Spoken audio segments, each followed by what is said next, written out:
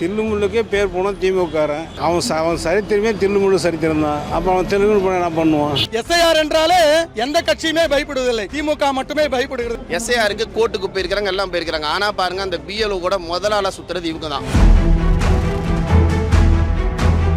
1 கோடி ஓட்டுகளை கண்டிப்பா டெலீட் பண்ண போறாங்க. பிஎல்ஓ போட்டிருக்க எல்லாமே அவன் கட்சி ஒரு லேடியை போய் கேட்குறேன், என் வீட்டுக்கார் மாவட்ட தலைவராக இருக்காரு, உங்கள் வீட்டுக்கார் மாவட்ட தலைவர், அதுக்கு நான் என்ன பண்ண முடியும்? அவங்களுக்கு எங்கெல்லாம் ஓட்டு இருக்கோ அதை அவங்க எடுத்துக்கிறாங்க, எங்கள் ஓட்டெல்லாம் அவங்க கலைச்சிடுறாங்க. நாளைக்கு 50லேருந்து 60 ஃபார்ம் கொடுக்க முடியல. ஆனால் ஒரே நாளில் 250 ஃபார்ம் கொடுத்த மாதிரி அவன் ஸ்கேன் பண்ணிட்டான். ஏன் பண்ணீங்கன்னு கேட்டால் எங்கள் மேலிடத்துலேருந்து உத்தரவு, எங்களுக்கு ப்ரெஷருன்றாங்க. 2026 கண்டிப்பாக புரட்சி தமிழ் எடப்பாடியார் அவர்கள் மக்களோட சக்தியோட ஆட்சி அமைப்பார். தில்லுமுள்ளுக்கே பேர் போனோம் திமுககாரன். அவன் சரித்திரமே தில்லுமுள்ளு சரித்திரம் தான். அப்போ அவன் தெலுங்கு போன என்ன பண்ணுவான்? எதுவுமே ஒழுங்காக பண்ணுறது கிடையாது. ஆஃபீஸரை ஏமாத்துறது, மக்கள் எலெக்ஷன் கமிஷன் ஒரு ரூல் போட்டு பண்ணுறாங்க, அதை மக்களை ஏமாத்துறது இப்படி பண்ணுறான். அவங்க கட்சிக்காரனை போட்டுன்னு. ஆனால் இப்போ திமுக பண்ணுறது ஆதாரமெல்லாம் இதுமாரி ஆதாரமெல்லாம் குற்றச்சாட்டு சொல்கிறாங்க. ஆதாரம் தான் இருக்க, கோர்ட்டுக்கு போக போகிறோம். இப்போ கூட எங்கள் டி நகரில் போட்டார், சத்யா போட்டார். 14 ஓட்டு சிஜே கோர்ட்லேயே வந்து சேர்த்துக்குன்னு சொல்லிட்டாங்க. ஆனால் சேர்த்த மாட்டாங்க, சுப்ரீம் கோர்ட்டு தான் போக போகிறோம். அது மாதிரி தான். எஸ்ஐஆர் கொண்டு வந்தது எனக்கு தெரிஞ்சு வேஸ்ட் தான். நான் திமுக அரசாங்கம் இருக்கும்போது அரசாங்கம் அவங்களுக்கு தான், கார்பரேஷன் அவங்க தான், முனிசிபாலிட்டி அவங்க தான், கவர்மெண்ட்டு அவங்களுக்கு தான். அந்த கவர்மெண்ட்டை இப்போ நம்பி வந்து இந்த தேர்தல் ஆணையம் வந்து இவங்கள ஒப்படைச்சிருக்குது திமுக கிட்ட. அப்போ எப்படி எஸ்ஐஆர் பண்ணுறது வேஸ்ட் தான் எனக்கு தெரிஞ்சு. ஏன்னா ஃபஸ்ட்டு 5 நாள் நல்லா வேலை செஞ்சாங்க, இல்லைன்னு சொல்ல. அடுத்து 6ஆவது நாள் அப்படியே ட்ரெண்ட்டு மாறுது, எல்லா ஷிஃப்டிங் கொடுத்த மாதிரி கணக்கு அமைக்க சொல்கிறாங்க. எனக்கு தெரிஞ்சு அடுத்த அரசாங்கம் வந்தால் அந்த எஸ்ஐஆர் முழுமையாக திருப்திப்படுத்த முடியும். கிட்டத்தட்ட இந்த எஸ்ஐஆர் வந்து நம்மளுக்கு நல்லது தான். கிட்டத்தட்ட ஒரு தொகுதியிலையும் கிட்டத்தட்ட 70லேருந்து 80,000 வாக்குகள் வந்து கம்மியாகும். எனக்கு தெரிஞ்சு 50லேருந்து 70 வாக்காயிரம் கம்மியாகும். இது கம்மியாச்சுன்னா எப்போதும் இது நம்மளுக்கு ப்ளஸ் தான். அதிமுக போதே ப்ளஸ் தான். ஆனால் இது திமுககாரன் விட மாட்டேன்றாங்க. இந்த எஸ்ஐஆரை பயன்படுத்தினா ஒரு விழிப்புணர்வு கொடுக்கறதுக்கு ஒரு அரசா சார்பாக ஒரு வீடியோ இல்லை. நீங்கள் எதாவது நியாயமாக பண்ணணும்னு நினைக்கிறீங்களா? பொதுமக்களுக்கு நீங்கள் எஸ்ஐஆருக்கு இந்த 2005 ஓட்டை இப்படி ஆன்லைனில் எடுக்கலாம், அதை பண்ண மாட்டேன்றாங்க. இதை எடுத்தால் எல்லாரோட வாக்குரிமை போயிடும்னு சொல்லிட்டு ஒரு பொய்யான ஒரு பிரச்சாரத்தை முன்வைக்கிறாங்க, தவிர வேறு எதுவுமே ஒரு பிரோஜனமாக ஒன்றும் பண்ணலை. இப்போது எஸ்ஐஆருக்கு கோர்ட்டுக்கு போயிருக்கிறாங்க, எல்லாம் போயிருக்கிறாங்க. ஆனால் பாருங்கள், அந்த பிஎல்ஓ கூட முதலாள சுற்றுறது இவங்க தான். பிஎல்ஓ கூட சுற்றிக்கிட்டு மொத்தத்தையும் கொடுத்த மாதிரி இப்போ ஸ்கேன் பண்ணிட்டாங்க. இப்போ அதை எதிர்த்து தான் இப்போ நம்ம அதிமுக போராடிட்டு இருக்கோம். நீ தான் எஸ்ஐஆர் எதிர்க்கிறல, நீ எதுக்கு அப்புறம் இந்த திருட்டுத்தனம் பண்ணுறீங்க? அரசு அதிகாரிகளை கைக்குள்ளே வச்சுக்கிட்டு அவங்கள மிரட்டி எல்லாரும் இருக்கிற மாதிரி இப்போ ஸ்கேன் பண்ணிட்டாங்க. இப்போ அங்கே இருக்கிறது பார்த்தீங்கன்னா ஒரு பாத்தில் 500 பேர் இருக்காங்க, 1000 பேர் ஓட்டு இருக்குதுன்னா அதில் 500 பேர் கூட அங்கே இல்லை. அப்போ மிச்சம் ஃபேக் ஓட்டில் என்ன எடுக்க தானே செய்யணும்? அவங்க வேறு இடத்துல ஓட்டு போட போகிறாங்க, ஆதார் கார்டை இணைக்க போகிறாங்க. அதில் எதுக்கு இவங்க இவ்வளோ ஒரு பொய் பித்தலாட்டம் பண்ணுறாங்கன்றது தெரியல. திமுக வந்து செத்தவங்கள மறைச்சிடுறான், உயிராக இருக்கான்னு சொல்கிறாங்க, வீடு மாற்றி போயிடுறாங்க, அவங்களையும் மறைச்சிட்டு இங்கே தான் இருக்கான்றாங்க. இது போல் 1 கோடி ஓட்டுக்கு மேலே அவங்க தப்பு செஞ்சு ஒவ்வொரு ட்ரிப்பும் ஆட்சியில் சுகபோகம் அனுபவிக்கிறாங்க, மக்களை ஏமாத்துறாங்க. ஆனால் உண்மையாக இந்த இது எஸ்ஐஆர் இப்பொழுது 1 கோடி ஓட்டுகளை கண்டிப்பாக டெலீட் பண்ண போகிறாங்க. இதனால் கண்டிப்பாக உண்மையான எலெக்ஷன் நடக்க போகுது, உண்மையான ஆட்சி வரப்போகுது. இது எங்களுடைய புரட்சி தலைவர் அண்ணன் எடப்பாடியார் அவர்கள் மிகப்பெரிய வெற்றி பெற்று தமிழக மக்களுக்கு நல்ல ஒரு ஆட்சியை கொடுக்க போகிறார் என்பதில் எந்தவித மாற்று கருத்தும் இல்லை. எஸ்ஐஆர் என்றாலே எந்த கட்சியுமே பயப்படுவதில்லை, திமுக மட்டுமே பயப்படுகிறது. ஏன் என்று சொன்னால், இடம்பெயர்ந்த வாக்காளர்களையும் மறைந்த உயிரோடு இல்லாத இறந்தவருடைய வாக்காளர்களுடைய ஓட்டுகளை அபகரித்து பதிவு செய்யும் விதமாக தகுதியே இல்லாத பிஎல்ஓக்களை, தூய்மை பணியாளர்களை, அடிப்படை கல்வி அறிவு இல்லாதவர்களை இந்த பிஎல்ஓக்களாக நியமனம் செய்து கட்சிக்காரர்களை வைத்துக்கொண்டு ஒரு குழுவாக சந்துமுக்கு, இருட்டு, இந்தி இடுக்கு இப்படி போன்ற இடங்களிலே அமர்ந்து கொண்டு குழுவாக இறந்தவர்களின் வாக்குகள், மைக்ரேட் ஆகியிருக்கின்ற இடம்பெயர்ந்த வாக்குகள் அனைத்தையும் எஸ்ஐஆர் படிவத்தில் பூர்த்தி செய்கின்றதை அனைத்து சோசியல் மீடியாக்கள் பொது ஊடகங்களிலும் அனுதினமும் வந்து கொண்டே இருக்கின்றது. இவற்றையெல்லாம் பார்த்து பொங்கி எழுந்து கழகத்தினுடைய பொதுச் செயலாளர் எடப்பாடியார் அவர்கள் இந்த பொதுமக்களுடைய உணர்வை வெளிப்படுத்துகின்ற விதமாக சென்னையிலே ஒட்டுமொத்த மாவட்ட கழக செயலாளருடைய அணி திரண்டு ஒரே ஒரு ஆர்ப்பாட்டம் என்று சொன்னாலும் மாநாடு போல திரண்டிருந்து இன்றைய தினம் மாநாடு போல திரண்டிருந்து இந்த எஸ்ஐஆருக்கான எதிர்ப்பு ஆர்ப்பாட்டம் நடைபெற்று இருக்கின்றது. எஸ்ஐஆரில் முழுக்க தில்லுமுள் நிறைய சொல்ல தேவையில்ல, கேவலமாக இருக்குது. எப்படின்னா அந்த பிஎல்ஓ போடுற ஆளு ஃபுல்லாக டிஎம்கே ஆளுங்க ஃபுல்லாகவே. ஏன்னா யாரும் தான் பிஎல்ஓன்ற பொதுவாக ஜென்ரலாக மக்களோட இதுவாக இருக்கணும். ஆனால் பிஎல்ஓ போட்டிருக்க எல்லாமே அவன் கட்சி ஒரு லேடியை போய் கேட்குறேன், என் வீட்டுக்கார் மாவட்ட தலைவராக இருக்கார், உங்கள் வீட்டுக்கார் மாவட்ட தலைவர் தான், அதுக்கு நான் என்ன பண்ண முடியும்? நான் கேட்குற கேள்வி நீ பதில் சொல்லணும். நான் BL2 நான் வந்து உன்னை கேட்டேன்னா நான் நீ எங்கே இருக்கேன்னா அதுக்கு பதில் கொடுக்கணும். நீ யார்ட்டோட கம்ப்ளைண்ட் பண்ண, அதை பற்றி எனக்கு கவலை கிடையாது. ஆனால் வந்து முழுக்க திமுக கட்சியில் இருக்க அத்தனை பேருமே ஸ்டாப்பாக வேலை செய்கிறாங்க தவிர மற்றபடி பொது ஜென்ரலாக யாரும் ஒரு வேலை செய்கிறது கிடையாது. ஃபுல்லாகவே அந்த திமுக காரங்களே போட்டு அதை வாங்குற மாதிரி வாங்கிட்டு அவங்க பின்னாடி வேலைகளை பார்க்குறாங்க. அதனால தான் எடப்பாடியார் என்ன பண்ணாருன்னா தீர்வாக கரெக்டாக உட்காந்து பண்ணணுன்றதுக்கோசம் அதிமுக காரங்களே போட்டு பண்ணுறோம். ஆனால் அதையும் மீறி பண்ணுறானுங்க, பண்ணி ஏடா கூட பண்ணுறானுங்க. அதை நம்ம கரெக்டாக பண்ணி பார்க்கணும். இப்போ அதான் கேஸ் போடுறாங்கல்ல, கழக சார்பாக எடப்பாடியார் போடுறான்னு இருக்காருல்ல, கண்டிப்பாக போடுவார், போட்டு அதை ஜெயிப்பார். 2026 கண்டிப்பாக புரட்சி தமிழ் எடப்பாடியார் அவர்கள் மக்களோட சக்தியோட ஆட்சி அமைப்பார்.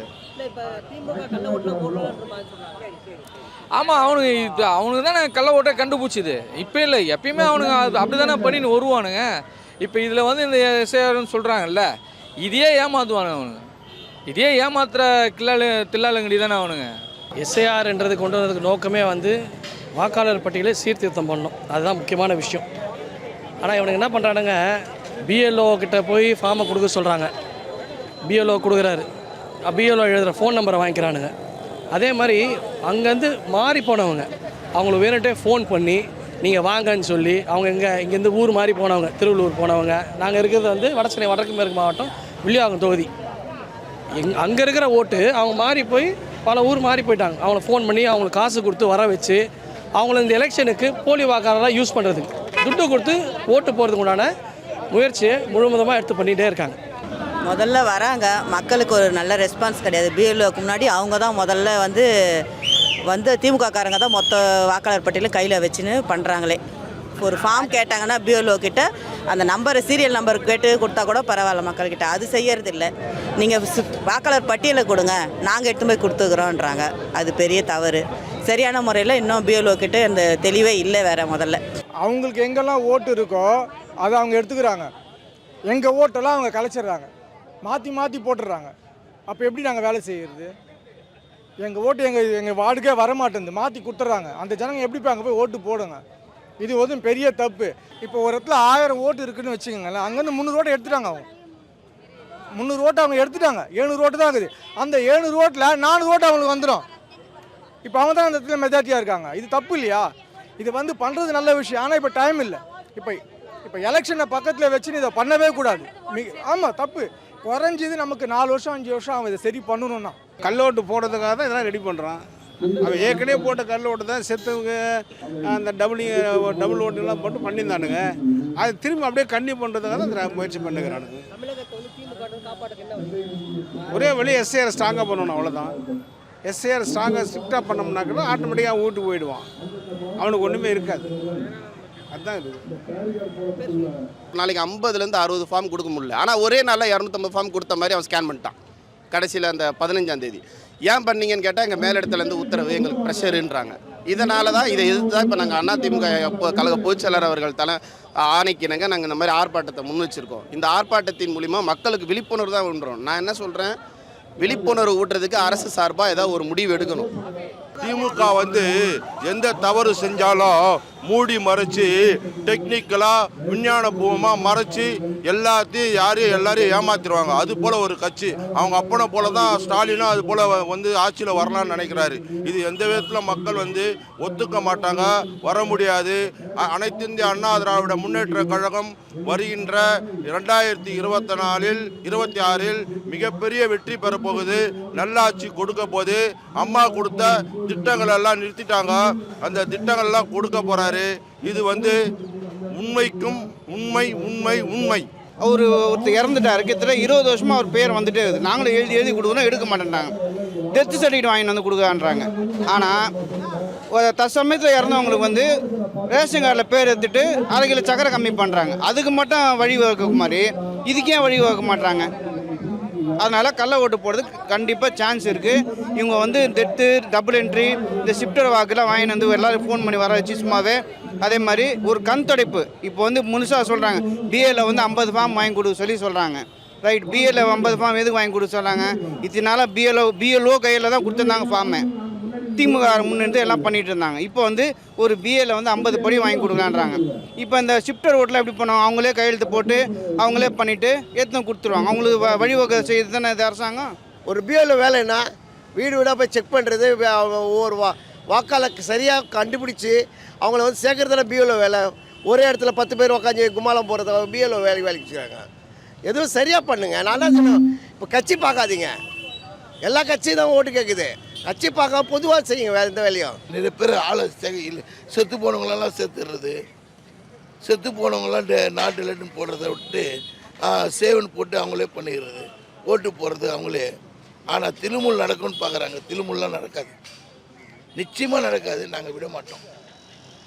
இன்றைக்கி காலகட்டத்துக்கு பார்க்க போனால் அண்ணன் எடப்பாடி அண்ணனை சிறப்பாக இன்றைக்கி விலகிய ஆணையிட்டு இருக்கார். அதை அனைத்து பேரும் அறிஞ்சிருப்பீர்கள், வெளியிட்டார். பார்த்தீங்களா? அதான் உண்மையான தகவல். தலைவர் என்ன சொல்கிறாரோ அதுதான் நமக்கு. முக்கால்வாசி எங்கள் ஏரியாவில் ஃபுல்லாக ட்ரிப்ளிகளில் கழிச்சது ஃபுல்லாமே திமுக தான். திமுக வந்து அது எல்லாமே கள்ள ஓட்டு தான். என் ஓட்டே போன வாட்டி கிடையாது. முன்ன ஓட்டு போட நான் ஓட்டு கிடையாது. கேட்க பார்த்து உன் ஓட்டு நீ போட்டுட்ட அப்படின்னு சொல்லி ஒரு சண்டை வந்து அதையே எவ்வளோ தகராறு பண்ணி இப்போ இது எடுத்தது ரொம்ப ரொம்ப மகிழ்ச்சி. ஒன்றும் தப்பே கிடையாது. இதில் எவ்வளோ கள்ள ஓட்டலாம் இப்போ போய் எல்லாம் இருக்கிறவங்க வரைக்கும் வந்து ஷிஃப்டடு பத்தாவது இது செத்தவங்க எல்லாரும் ஓட்டுமே போய் இப்போ நல்லா கரெக்டாக நடந்து இப்போ எடப்பாடி ஆட்சி வரும். பெண்களுக்கு பாதுகாப்பு கிடைக்கும். முக்கால்வாசி பெண்களுக்கு பாதுகாப்பு வேணும். இதுதான் வேணும். கண்டிப்பாக மக்கள் வந்து எழுச்சியாக இருக்காங்க. எழுச்சின்றது வந்து எழுச்சி தமிழரை எதிர்பார்த்துன்னு இருக்காங்க. மெயினாக எழுச்சி தமிழர் வந்து ஒரு அரசியல்வாதி மாதிரி அரசியல் பண்ணல. அவர் ஏதாச்சும் ஒரு வாழ்க்கை வாழறாரு, ஏதாச்சும் மக்களோட மக்களாக இருக்கிறாரு. மக்களோட மக்களாக நீங்களே பாருங்கள், டெலிவிஷன் எல்லாத்துலேயும் போய் பாருங்கள். மக்களோட மக்களாக போய் ரோட்டில் இருந்து இறங்கி பார்க்குறாரு. அது அரசியல்ன்றது அதுதான் வேலை. ஆனால் எடப்பாடியார் அதையும் மீறி பண்ணுறாரு. அம்மா வழியிலும் தலைவர் வழியிலையும் எடப்பாடியார் சிறப்பாக பண்ணுவார். கண்டிப்பாக மக்கள் எழுச்சியாக இருக்காங்க. எழுச்சி தமிழருக்கு வாய்ப்பு கண்டிப்பாக கொடுப்பாங்க மக்கள். ஏங்க அவங்க கள்ள ஓட்டு போட்டு தான் கழிச்சாங்க. எங்கள் வார்டில் என் பாகத்தில் 125 பேர் செத்து போனவன் இருக்கான். 10 வருஷம் 120 பேர் செத்து போனவன் இருக்கா. எடுக்க மாட்டிங்களா? ஷிஃப்ட்டு எவ்வளோ வந்துருக்கு தெரியுங்களா? 210 ஷிஃப்ட்டு. அந்த 210 ஷிஃப்ட்டு நீ ஓட்டு வாங்கலையா? சரி, நான் இருக்கேன், எனக்கு தெரியும், ஆளை பிடிச்சிருவேன். நான் கொஞ்சம் ரெஸ்ட் ரூமு சாப்பிட போகும்போது என்ன பண்ணுறீங்க? வேறு ஆளை போட்டு போகிறேன். வேறு ஆளை போடுவோம், அதனால அடிச்சுட்டு போட்டு போயிடுறீங்க. கேட்குறேன், எங்கள் மாவட்ட செயலர் கேட்பேன், என்னப்பா உன் பாகத்தில் கம்மியாக ஓட்டு வாங்கினேன்னு கேட்பாங்க. இந்த மாதிரி பிரச்சனை எப்படி நடக்குது? இன்றைக்கி அந்த ஷிஃப்ட்டு 200 பேர் இல்லைனாக்கா நான் என் பாகத்தில் ஓட்டு காமிச்சிருப்பேன். டெத்து 60 பேர் இல்லைன்னா நான் காமிச்சிரு ஓட்டு. நீ ஷிஃப்ட்டு டெத்து ஓட்டு போட்டு கழிச்சிட்டு நல்லாச்சு பண்ணுறேன், நல்லாச்சுன்னா நல்லாச்சு பண்ணுறேன், ஏமாற்றி பண்ணுறது தான் இப்போ நீ பயப்படுறாது. எஸ்ஆர் பற்றி திமுக வந்து மக்களை காப்பாத மக்கள் வந்து நல்லா யோசனை பண்ணோம், ஆலோசனை பண்ணோம். 2026 எடப்பாடியார் தலைமையில் ஆட்சி அமைக்கணும். ரெட்டாலைக்கு ஓட்டு போடணும். ரெட்டாலைக்கு ஓட்டு போட்டால் தான் மக்களை காப்பாற்ற முடியும். ஒரு சில நல்ல திட்டங்கள்லாம் கொண்டு வந்து அடித்தட்ட மக்களுக்கெல்லாம் ஒரு சிறப்பான ஆட்சி தர இருக்கிறார் அண்ணன் எடப்பாடியார்.